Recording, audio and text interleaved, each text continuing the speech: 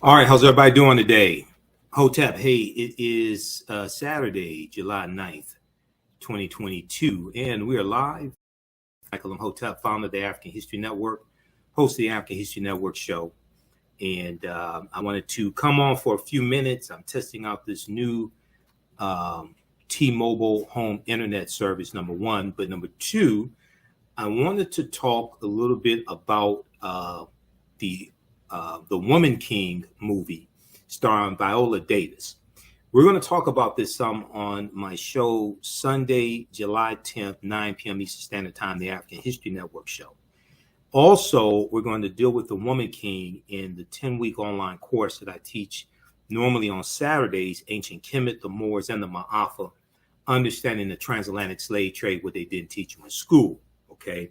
Because the African female warriors that Viola Davis is portraying are the African female warriors from Dahomey, which is modern day, and these were known as the Ahozi or the Mino, M-I-N-O. These were African female warriors, and they were the real life inspiration for the Dora Milaje in the film Black Panther.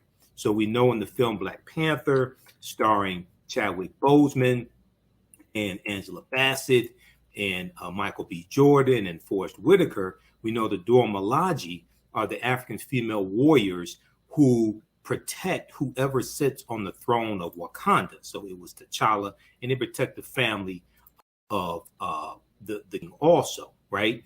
Well, these African female warriors are based upon the Ahozi or Mino that we see depicted in the film The Woman King. Now, The Woman King debuted September 16th, 2022. I'll probably be there the first day that it opens, okay? I was there when Black Panther opened. I went to go see it. I think it was about February 16th, 2018. I think it was about February 16th, 2018 when I went to go see Black Panther. Okay, now, all right, I'm going to pin that. Okay, so in the online class, we're going to talk about the Woman King, and we're going to get to that. Probably won't be on Sunday. Well, we may talk about a little bit on Sunday because we're going to talk about it on our show Sunday night. But I actually teach about this in the online class that I teach, Ancient Kemet, the Moors, and the Ma'afa, understanding the transatlantic slave trade, what they didn't teach you in school. This is a 10-week online history class. We deal with thousands of years of history and what leads up to the transatlantic slave trade taking place. And this is an important piece of history. So I see some people saying some negative things about the movie. So I was already dealing with those aspects in the class and in my lectures. And then I read last year that this movie, The Woman King, was coming out. And this deals with a very important piece of history. Now, we know that Benin, we know that Dahomey was well known for engaging in various aspects of the transatlantic slave trade. All right, you should be able to see this. Okay. So, Woman King trailer, Viola Davis transforms for brutal historical warrior epic. Okay. And as I was saying, this deals with the African female warriors known as the Ahozi or the Mino, which were they were African female warriors, and it was thousands of them in the West African kingdom of Dahomey, which is modern day Benin. And this is amongst the Faux people, F-O-N, the Faux people. Also that they're going to fight against the French as well, the French colonizers, okay? So the African female warriors that we see depicted in the film Black Panther are patterned after the Ahozi, after the Mino, after these African female warriors of Dahomey, who were also called Amazons by Europeans, all right? And I teach my lectures, and we were already dealing with this in my online class, Ancient Kemet, Moors, and the Ma'afa, understanding the slave trade, what they didn't teach you in school, okay? Now, here's a picture of the actual African female warriors. They were known as the Ahozi or the Mino of Dahomey.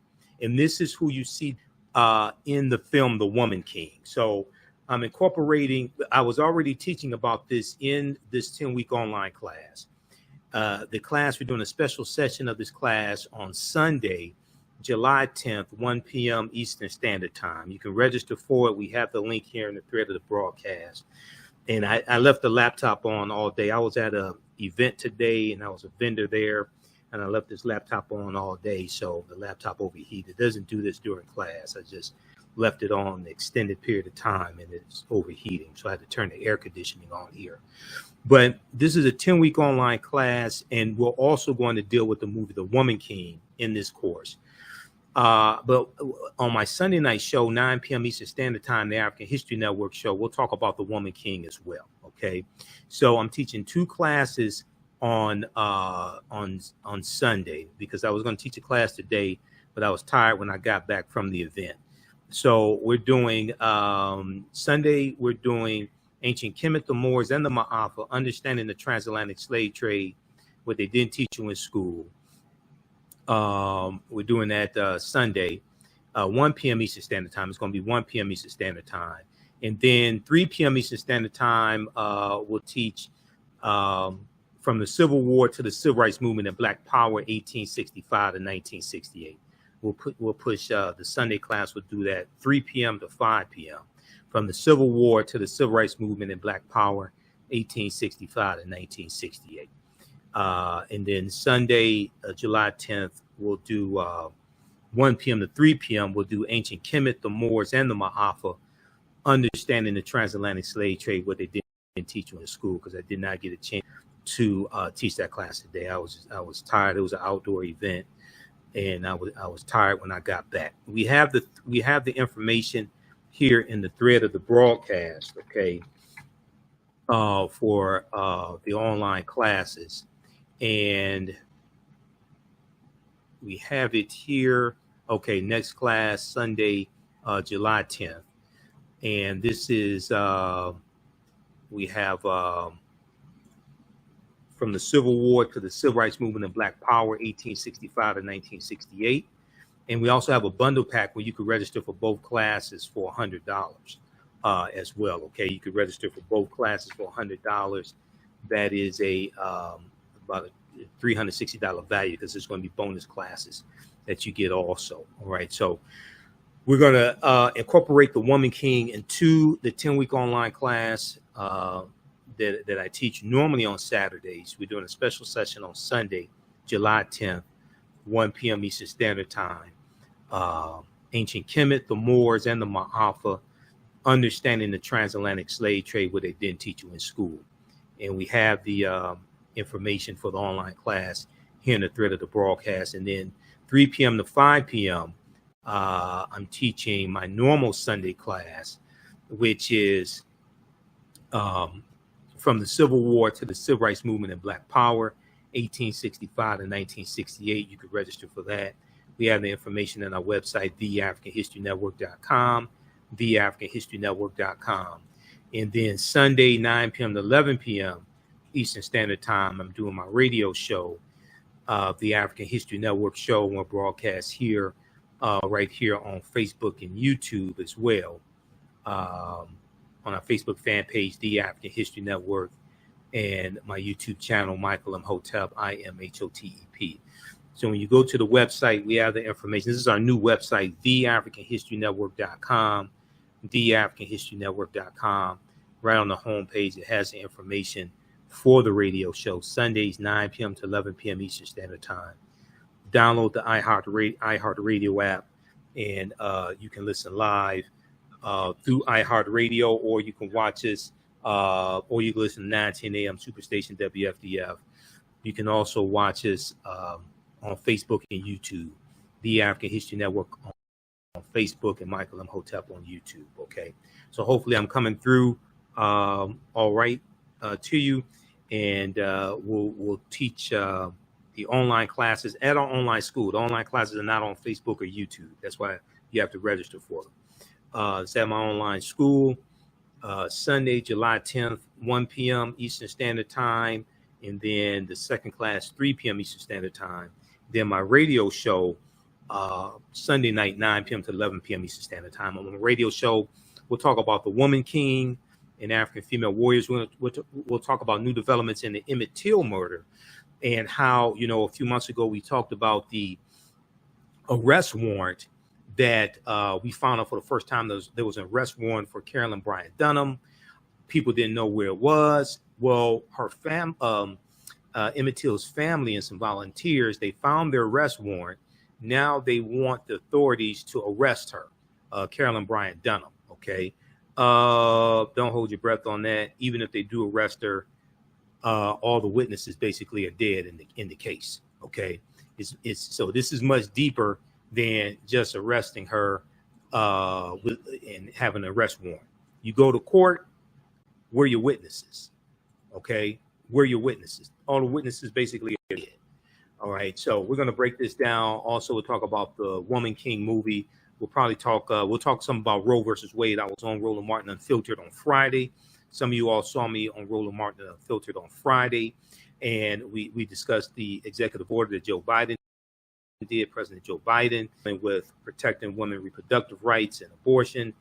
We'll talk a little bit about that as well, and we may have time for Brittany Griner. I think there was one other. Oh, the other thing that we're going to talk about. We were supposed to talk about this on Roland Martin Unfiltered on Friday. We ran out of time, so we're definitely going to talk about Emmett Till. That's going to be our lead story for Sunday, July 10th, the African History Network show, because I've been following this case. You remember when I was doing my show daily, we talked about the fact that that we found out for the first time there was an arrest warrant issued back in 1955 for Carolyn Bryant Dunham. We didn't know about it. We just found out a few months ago. Okay, well now, as I said, the arrest warrant has been found by Emmett Till's family and some volunteers. They want this. They want Carolyn Bryant Dunham arrested. Okay, this would be most likely probably a federal trial. You don't have. Where are your witnesses? This is the problem with this case. The witnesses are dead. All right, we'll talk about this. But here, this other story here. We were going to talk about this on Roland Martin Unfiltered. I actually emailed his producers the story because I was on the show Friday. I'm a panelist each Friday in Roland Martin Unfiltered. We ran out of time because we had so much, and Roland had to do a recap of the Essence Festival, right? This story right here has gotten little coverage. It should get a lot more coverage. This deals with the Haitians who were in Del Rio, Texas. I gave you accurate reporting on this when this was taking place. I gave you accurate reporting dealing with the fact that Haitians, even though they were mistreated, they were not whipped by Border Patrol, and those were not whips that Border Patrol had. They were long range. I broke down this information for you live here on this show. And we looked at information from Border Patrol and the Border Patrol Union as well. Okay. Well, this story came out July 8th, came out Friday, July 8th. I posted about this on our Facebook fan page, the African History Network. I sent this information to Roland's producers. We were going to talk about this. We were scheduled to talk about this, but we just ran out of time. Border Patrol agents did not strike Del Rio migrants report fines. Okay. We strike them with the long range. All right. Yes, they were mistreated. I never said they were mistreated, but a lot of this information in the media had to be backtracked. And yesterday, President Joe Biden came out and he said that the migrants were not whipped. Also, Joanne Reed had to backtrack her story a few months ago as well, because we know this took place in September 2021. A lot of the people on MSNBC had to backtrack their stories. I was reporting on this then and giving you the information, letting you know, no, they were not whipped. Yes, they were mistreated. Okay. But if we look at this here, the Border Patrol agents on horseback who confronted families last September along the riverbanks in Del Rio, Texas, did not strike migrants with their reins, but used unnecessary force and lacked proper guidance from supervisors. That's true. According to a long anticipated internal report released Friday, July 8th. Why didn't this get more coverage? When these images were floating around, it got nonstop coverage. But then this is a 511-page report. This is a 511-page report that came out. Why did this get very little coverage? If you look at the African History Network Facebook fan page, you saw I posted this exact article there. We're one of the few media outlets that even dealt with this. Why is that? You have to deal with the accurate information, not just the information that supports your argument. After nearly 9 months, the Office of Professional Responsibility at U.S. Customs and Border Protection, which functions as the agency's internal affairs division, determined in a 511-page report that no migrants were struck or denied their legal right to seek asylum in the United States. Okay, but the report found that agents used unnecessary force in their decision to assist Texas state troopers attempting to block the migrants was in conflict with the Border Patrol's objectives. The internal report found failures at multiple levels of the agency, a lack of appropriate policies and training, and unprofessional and dangerous behavior by several individual agents, Customs and Border Patrol said in a statement. Why did this get very little coverage? Okay, New York Post had an article dealing with how President Joe Biden had to backtrack his statement. Okay, when he said that the Haitians were whipped. Yes, they were mistreated. I don't think anybody's denying that. But a lot of that stuff that was floating around was false. And then if you look at this, and I have to get out of here. I reported on all this when it happened. I even reported on the fact that the Haitians are suing the federal government, just like the migrants coming through Mexico sued the Trump administration. That got very little coverage as well. Okay, but if we look at this one here, and I monitor about 35 different news sources on a daily basis, right? This article, very few people are talking about this. I talked about this when this came out, because we don't just share information that supports our argument. We try to get the full picture. Okay, proper documentation ends our conversation. We should want the truth, regardless of whether we deem it good or bad. Okay, so this article right here from townhall.com, Border Patrol Union blast White House's decision to suspend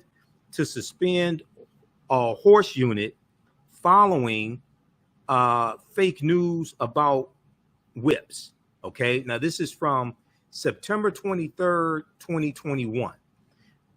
The Border Patrol using the horses, they use them to go into areas that are very hard for vehicles to go into. You got to have background information on this. This is why I said you have to have, when I was on Roland Martin's show and on my show, I said you have to have a thorough investigation and a report has to be generated about this incident to determine exactly what happened, what went wrong, and how do you correct those behaviors. They've generated a 511-page report. Why isn't mainstream? Why aren't they talking about this on MSNBC? Because MSNBC, and I'm no fan of Fox News called out MSNBC on their inaccurate reporting. Imagine that. The White House and the Department of Homeland Security announced on Thursday Border Patrol's horse unit will no longer be operating in Del Rio, Texas. After they were falsely accused of using whips against Haitians who were illegally crossing the U.S.-Mexico border. And the Border Patrol came out and said they don't carry whips. Number one, first mistake. Now, the agents at the center of the scandal have been placed on administrative duties while an investigation is underway. Okay, now this is from September 2021, right? And they have now these images and the video, they were shot by one man. Okay, his name is, I'll give you his name here because I reported on this when it happened. And very few people are even talking about what he said. His name is Paul Ratje, R-A-T-J-E, Paul Ratje. Paul Ratje was on the Mexican side filming what was happening and taking pictures. Paul Ratje said, I've never seen them whip anyone.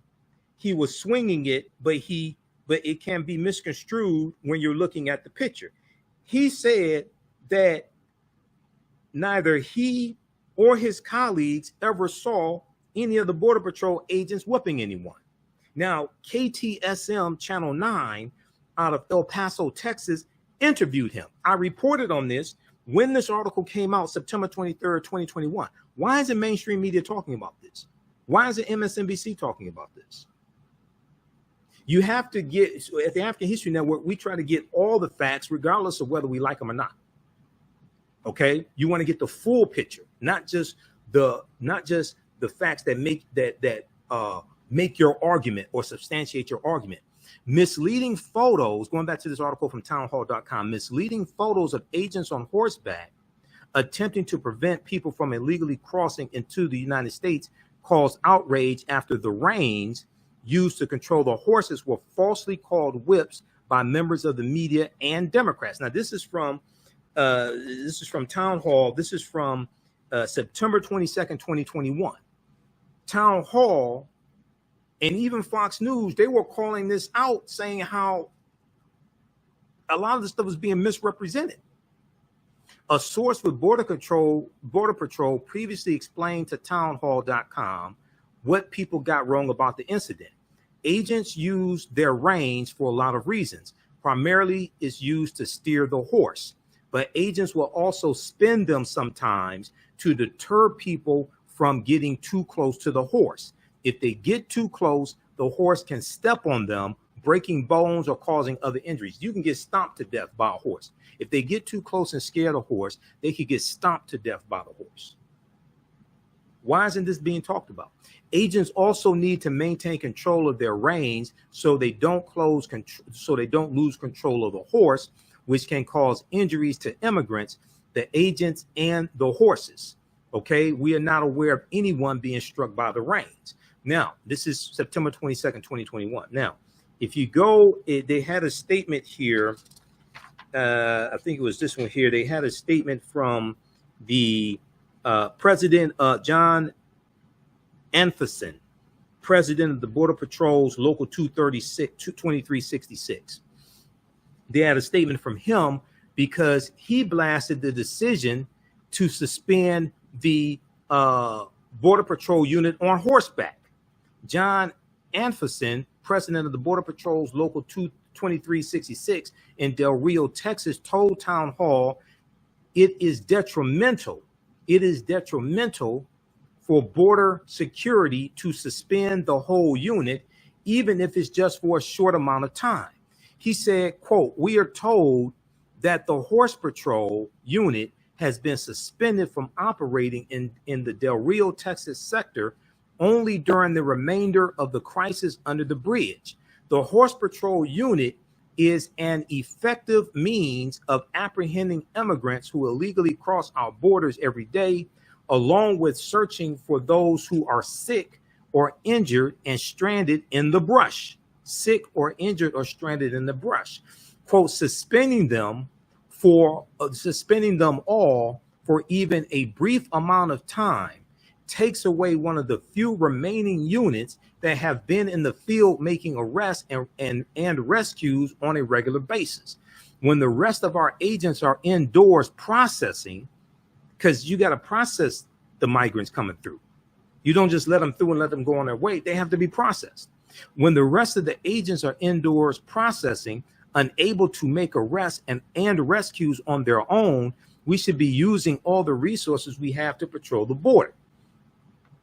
Okay, so we're going to give an update on this whole story.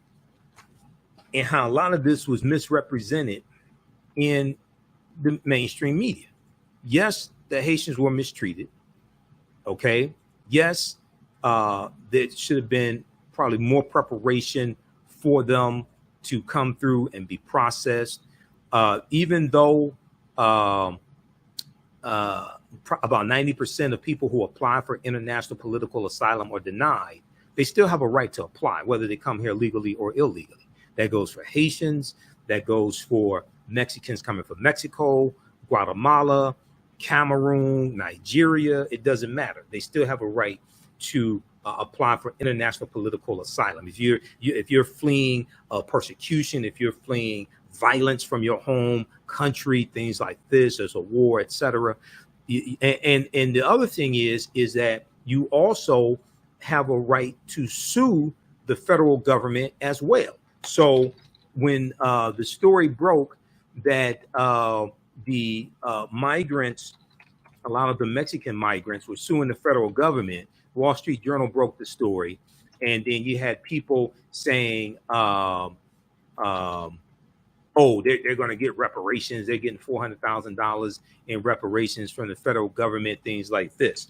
Okay, well, those talks broke down with the federal government, number one. It's interesting how a lot of the same people that were running their mouths, spreading misinformation, didn't read the full article from the Wall Street Journal. It's interesting how they didn't report that, number one. Number two, they had a right to sue, and you had migrants who sued under the Trump administration and got settlements of about $125,000. That was not called reparations. All right. But the Haitians have sued also. Some of the same people who put out that misinformation about the Mexican migrants suing the federal government and getting $400,000. They weren't going to get $400,000 each.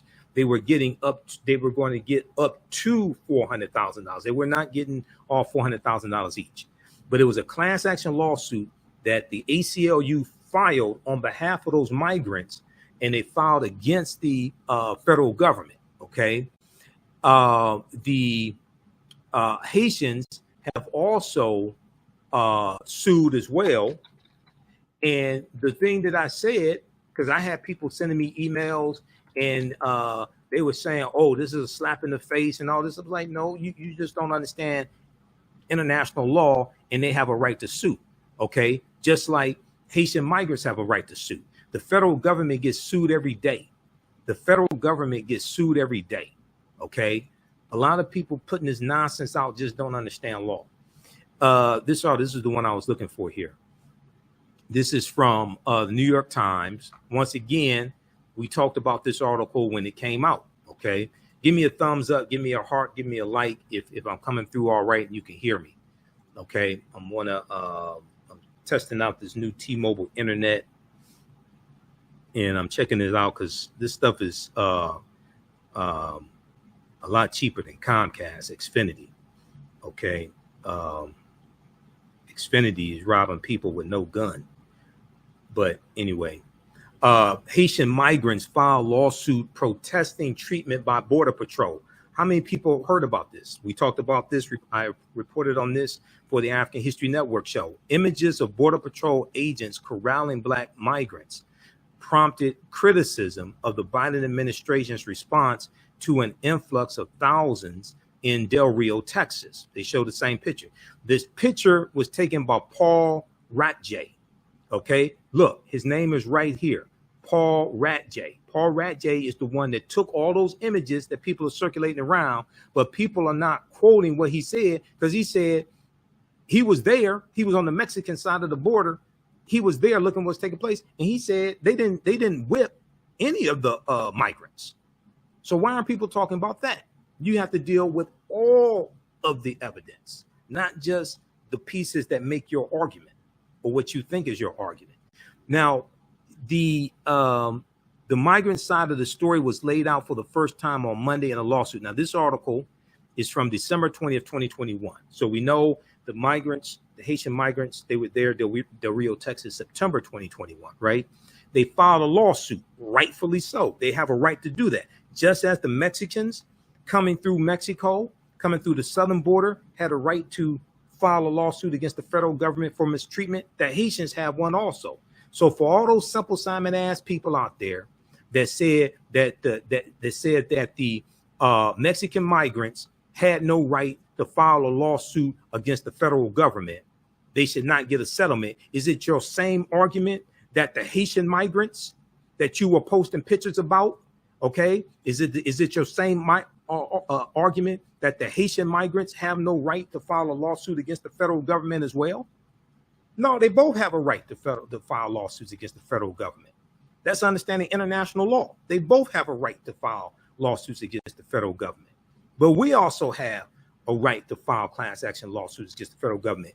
The family of those killed in South Carolina, Mother Emanuel Church by Dylan Roth, the family filed a class action lawsuit against the federal government and got a settlement of $88 million.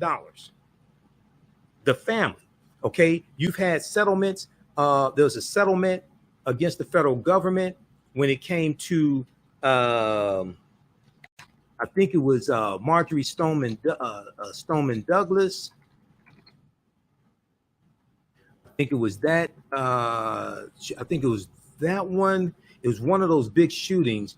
The families sued the federal government, and they won a huge settlement. I think it's, let me see. I think it's this one here. It was something like over 100. Justice Department announces civil settlement in cases. Okay, family parking should settle with it. Okay, let's see this right here. Get millions of dollars. Okay, 130 million. I was correct. This one right here. I was correct. I study this daily. Okay. The federal government gets sued every day. So if we look at this article, then I have to get out of here.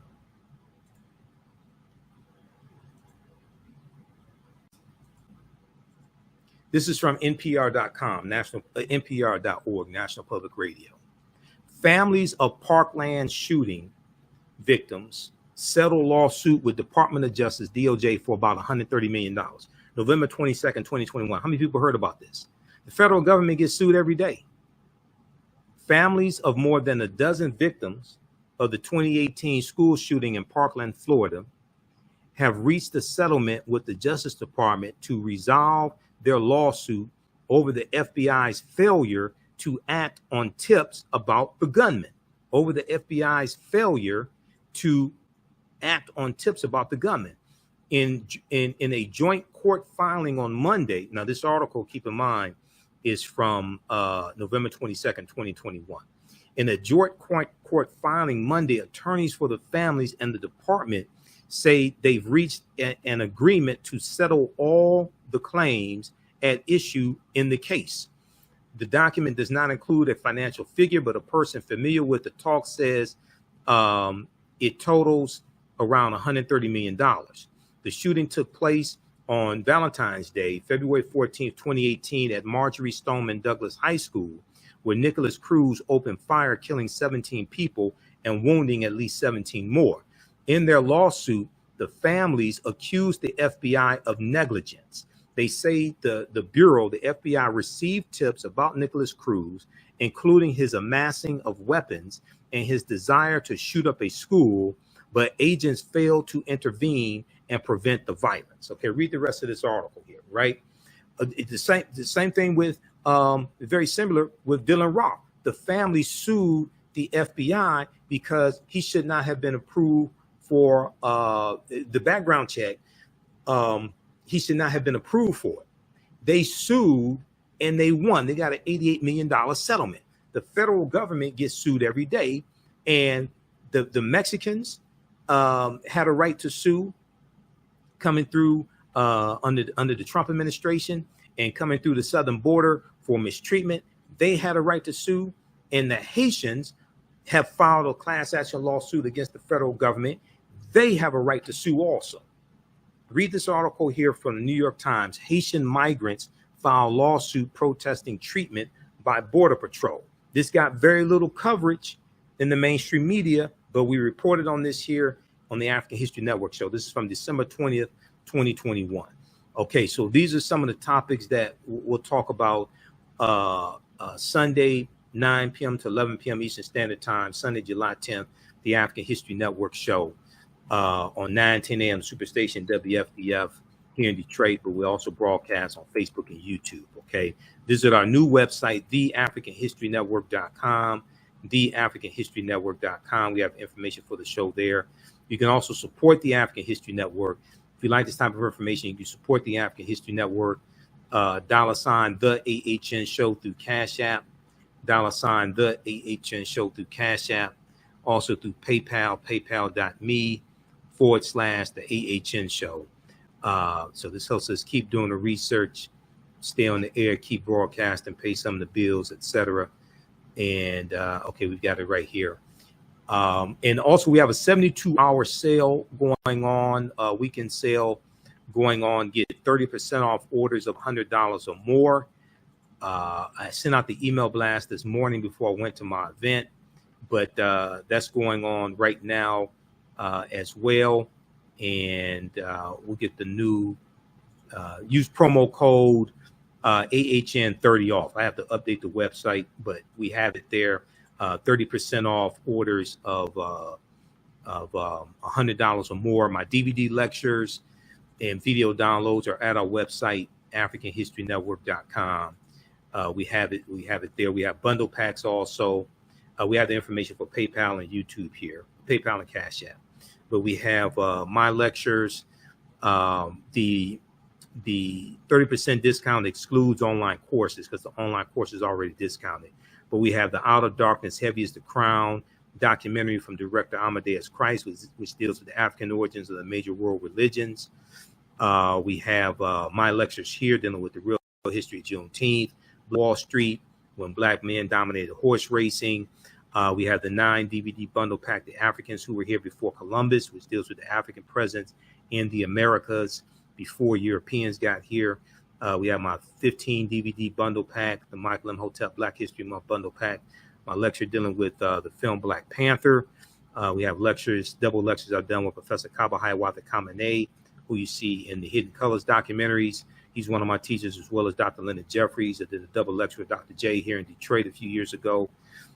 This lecture here, Ancient Africans in America Before Native Americans, Columbus, or Slavery, from Kemet to Wakanda, is one of my lectures. We have the bundle packs from Dr. John Henry Clark and Dr. Yosef Ben Yakinen. And then we also have a lecture that Dr. Francis Chris Wilson did here in Detroit back in 2013. And we have a 6 DVD bundle pack that I've done, Black Migrations, 1619 and 2019. It's a 6 DVD bundle pack. That's on sale, $50.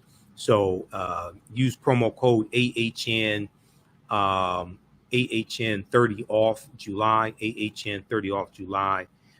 We have the sale going on till Monday. And I'm going to, I got to update the website, but that's the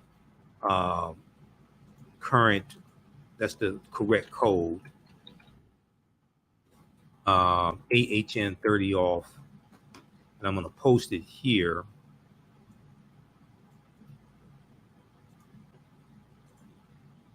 Let's see, get 30% off orders of $100 or more. We'll put this information here.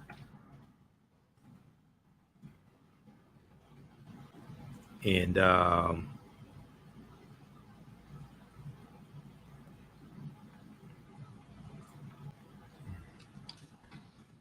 use coupon code AHN30 off July.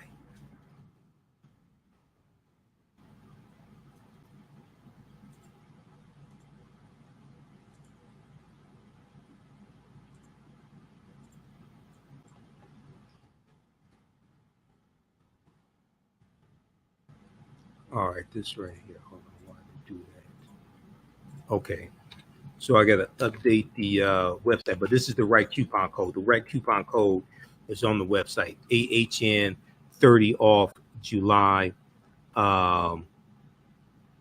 Get a 30% off your orders of $100 or more. Okay, so look, hey, join us for the online class. the 2 online classes I'm teaching on Sunday. Join us for that. We have the information here in the thread of the broadcast. You can register for them also at our website, AfricanHistoryNetwork.com. Those classes are Ancient Kemet, the Moors, and the Ma'afa, understanding the transatlantic slave trade, what they didn't teach you in school, and from the Civil War to the Civil Rights Movement and Black Power, 1865 to 1968. Okay, so we're doing one class we're doing at 1 p.m. on Sunday. The other class we're doing 3 p.m. And then my radio show Sunday, July 10th, 2022, 9 p.m. to 11 p.m. Eastern Standard Time. Look, we have to get out of here. Remember the African History. Give us a thumbs up. Give us a heart. Give us a like on this broadcast. Remember the African History Network. We focus on educating, empowering, and inspiring people of African descent throughout the diaspora and around the world. Because right now it's correct wrong behavior. It's not over till we win. Wakanda forever. And